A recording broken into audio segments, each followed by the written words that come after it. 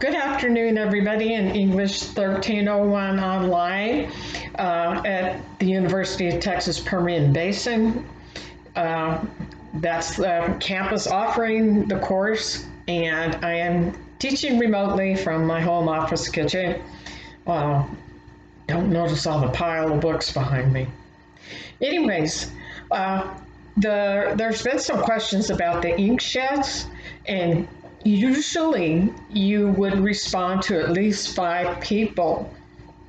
For Inkshed number 5, however, it's a practice workshop.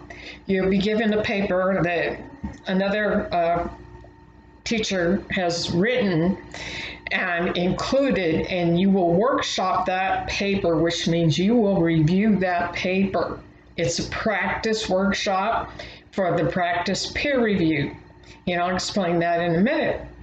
So rather than responding to everybody else, you're responding to the one paper. And I did extend the due date since I have been extending due dates of getting more people in class. I didn't want everybody to have everything pile up this Saturday night. So check your dates in your grade book. That's going to be a little bit off from the task schedule. I am closing the class and not accepting anybody else at this time. It's too late for anybody else to catch up. So that's actually good news because now the dates will make sense and you won't knock yourself out getting something done and then see the date extended. However, you have until that extended date to change anything you want. It's for everybody, the extended due date. So you'll be learning how to workshop a paper because the first paper of the class is coming up. There's 4 papers. The first one is about you, the literacy narrative, the narrative of how you became literate, how you learned to read and write, learn another language, or something like that. So the first paper is about you as a writer. Second paper, you interview somebody who does writing on the job in some form or matter. So don't pick somebody to interview. You might start that doesn't do any writing on the job. That won't work. You won't be able to have a paper, sustain a paper for that. So be thinking now about someone you want to interview, and it's especially difficult with people working online. You can't go to their office and describe their office like we usually do. Not likely. Maybe you can. It depends on everybody's health and what's safe. So the first paper, you as a writer. Second paper, somebody else that does writing on a job, maybe a job that you would like to have yourself, and find out how much writing is required, what kind of writing is required. Give a sample of it. And third paper is documented essay, where you pick a genre or category of writing like lab reports, some kind of academic writing that you would use at school.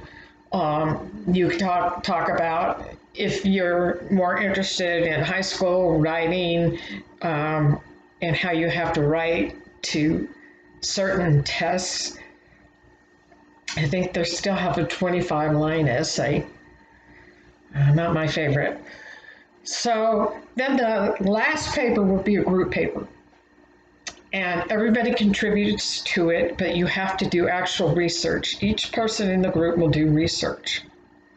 So the first paper, the literacy narrative, autobiography, whatever you want to call it, needs to be 3 to 5 pages. The second paper, interview with the writer, is 4 to 5 pages.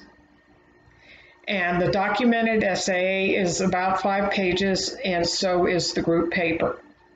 So over the entire course, you will have written 20 typewritten pages of academic writing. That's an objective of the course. Doesn't mean you write one 20-page paper.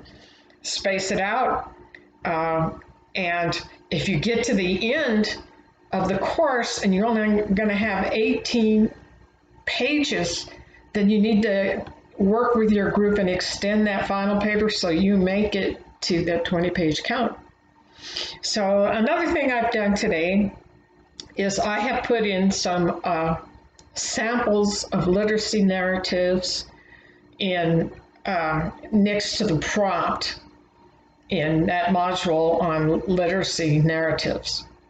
I want you to see their student samples of what other students have written in previous years, so the MLA style might not be particularly up to date. There are some mistakes.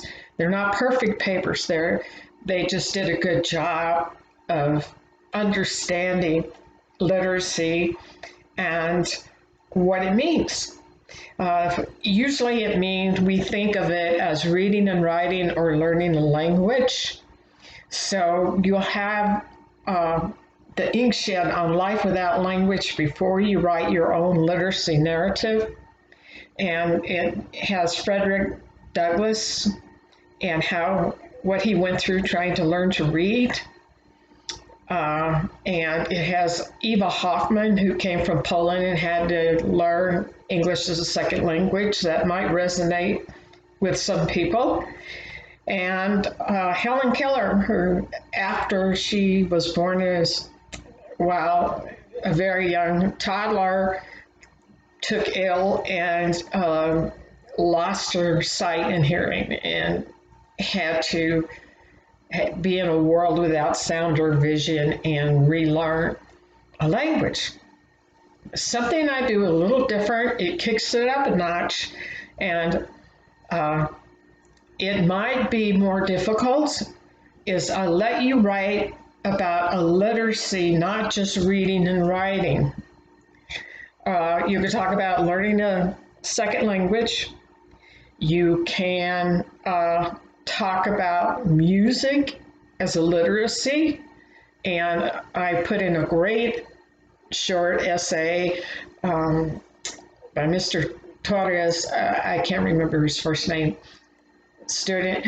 And he talks about how music is its own language. He describes the words used in music and the skills needed.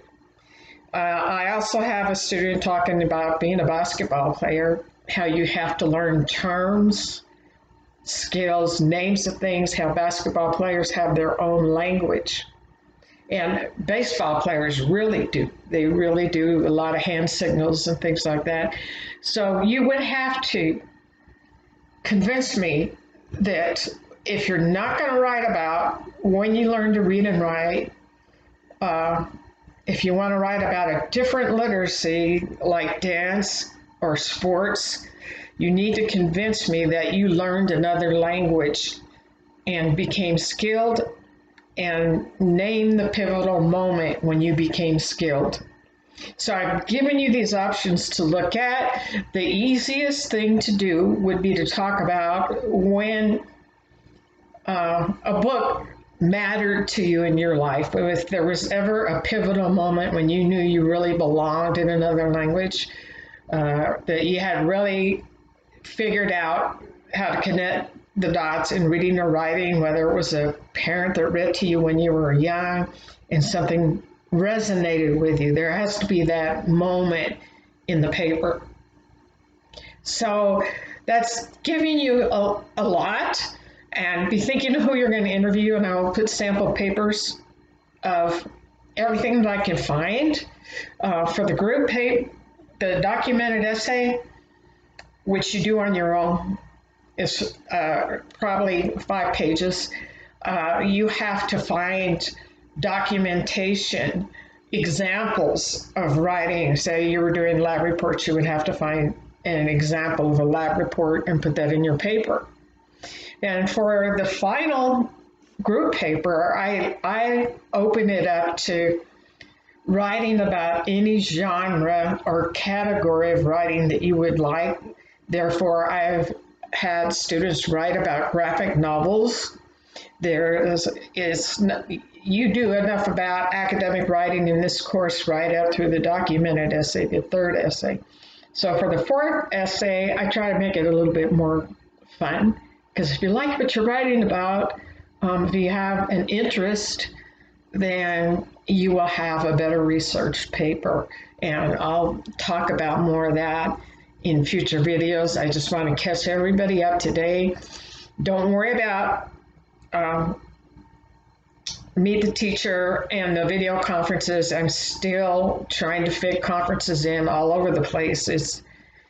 It's just amazing how many classes we have online and how many conferences we have to attend because of that.